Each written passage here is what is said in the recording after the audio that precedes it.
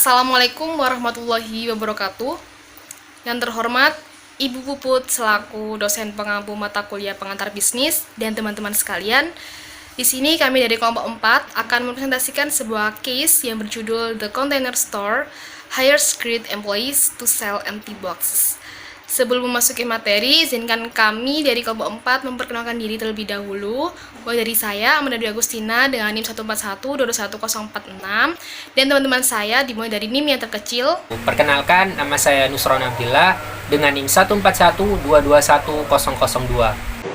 Saya Naya Sabila Iza dengan NIM 14-12-21-014. Nama saya Brandina Sanit dengan NIM 14-12-21-023. Saya Tiprasiwati dengan NIM 141-221-034. Saya Febi Aulia Dwi Insani dengan NIM 141-221-050. Nah, baik, untuk materi selanjutnya akan dijelaskan oleh teman-teman saya. Di bagian paling atas PPT ada sebuah website. Website itu adalah website punyanya toko kontainer pada kasus yang kita bahas kali ini. Jadi toko kontainer ini terletak di luar Dallas, tepatnya di Coppell, Texas, yang didirikan pada tahun 1978. Yang kedua, atau yang slide yang kedua, ada gambar orang. Beliau adalah Tip Kinder selaku pendiri, ketua, dan mantan CEO dari toko kontainer. Jadi, dalam kasus toko kontainer disebutkan bahwa sudah mengalami sebuah kesuksesan, di mana perusahaan yang sukses pasti didukung oleh karyawan-karyawan yang mumpuni. Oleh karena itu, perusahaan pastinya akan mempertahankan karyawan tersebut agar perusahaan itu akan makin sukses lagi, makin naik lagi. Nah, maka dari itu perusahaan memberikan pertanggungjawaban medis, lalu membayar upah pekerjanya sebesar $50.000 atau setara dengan 2 kali lipat upah dari pengecer biasa. Dan juga perusahaan memberikan waktu liburan berbayar, lalu diskon besar untuk barang dagangan, serta asuransi bagi hewan peliharaan. Selanjutnya yaitu proses rekrutmen. Proses rekrutmen ini berjalan sangat ketat di perusahaan tersebut. Para pelamar pekerja harus melewati beberapa tahapan jika ingin bekerja di perusahaan tersebut. Salah satunya yaitu melalui 9 wawancara yang disediakan oleh perusahaan tersebut. Selain itu, hanya 3% yang dipekerjakan di perusahaan tersebut. Misalnya, jika ada 1.000 pelamar pekerja yang diterima di perusahaan tersebut atau dinyatakan lolos seleksi di perusahaan tersebut hanya 30 orang. Setelah itu, dari 30 orang yang dinyatakan lolos tersebut akan dilakukan pelatihan, di mana masa pelatihan ini dilakukan kurang lebih 1 tahun agar para pekerja ini benar-benar dinyatakan sebagai pegawai tetap di perusahaan tersebut. Selanjutnya yaitu fakta-fakta seru atau menarik yang ada di perusahaan tersebut. Yang pertama yaitu saat resesi, ketika semua pengusaha terpaksa melakukan PHK, akan tetapi CEO di perusahaan tersebut meyakinkan bahwa tidak akan ada PHK di perusahaan tersebut. Yang kedua yaitu ketika ekonomi sudah mulai membaik dan keuntungan meningkat, toko kontainer membuka 6 toko baru dalam 1 tahun dan mempekerjakan ratusan karyawan untuk mengisi posisi penjualan yang baru dibuat.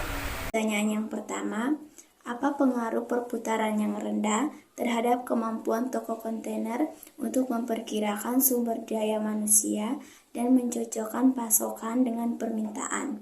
Yang kedua, apakah Anda setuju dengan keputusan toko kontainer yang mengizinkan karyawan untuk mengakses semua jenis informasi perusahaan kecuali kompensasi individu? Jelaskan jawabanmu. Yang ketiga, jika Anda mewawancarai seorang pelamar untuk posisi penjualan di toko container store, apakah pertanyaan yang akan Anda ajukan? Mengapa? Jika melihat dari kasus di atas, maka pengaruh perputaran omset yang rendah terhadap kemampuan toko kontainer untuk memperkirakan pasokan SDM adalah tetap.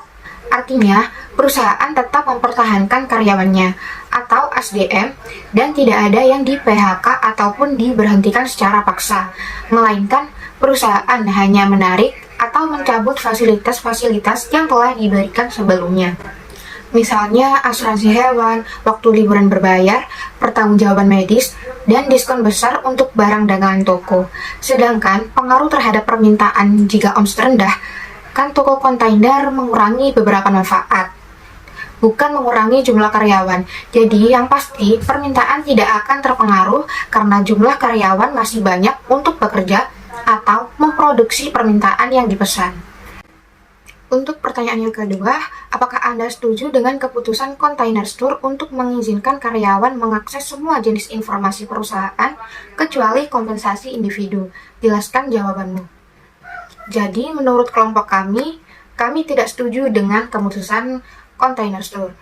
Hal ini terlalu berlebihan dan akan berdampak besar bagi perusahaan, karena ada banyak informasi rahasia perusahaan yang tidak boleh diakses oleh karyawan. Meskipun perusahaan menganut prinsip mengutamakan karyawan, seharusnya perusahaan dapat lebih memilah mana yang seharusnya dibagi dan tidak.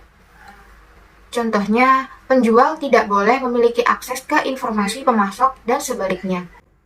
Saya akan menjawab pertanyaan nomor 3, yakni jika Anda mewawancarai pelamar untuk posisi penjualan di toko kontainer, pertanyaan apa yang akan Anda ajukan dan mengapa? Pertanyaan yang akan saya ajukan yakni 1. Deskripsi singkat mengenai diri pelamar. Pertanyaan ini memang merupakan pertanyaan umum yang diajukan kepada seorang calon karyawan. Namun, jawaban yang muncul tetap bermanfaat untuk menilai para kandidat karyawan di posisi penjualan. Dari cara mereka menyampaikan profil, HRD akan mengevaluasi kepribadian, karakter, hingga pola pikir para pelamar. Yang kedua, pengalaman apa saja yang telah pelamar peroleh.